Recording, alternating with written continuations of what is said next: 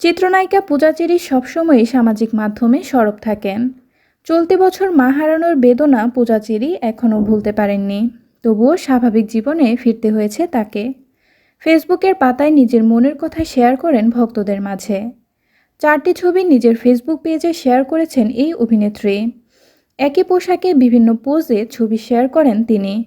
মিষ্টি রঙের পোশাকে দারুণ লাগছিল এই অভিনেত্রীকে। ছবিগুলো শেয়ার করে তিনি লিখেছেন, জীবনের সব কিছু আপনাকে নতুন শিক্ষা দিবে, আপনার শুধু শেখার আগ্রহ থাকতে হবে। এর আগে চিত্রনায়িকা পূজা আরেকটি পোস্টে লিখেন, সাহসী হন, নিজের সত্যিকারের সত্তা প্রকাশে যথেষ্ট সাহসী হন।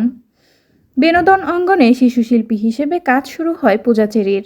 নাচে পারদর্শী পূজা ছেলেবেলার বিজ্ঞাপনচিত্র ও চলচ্চিত্রের সমানতালে শিশুশিল্পী হিসেবে কাজ করেন।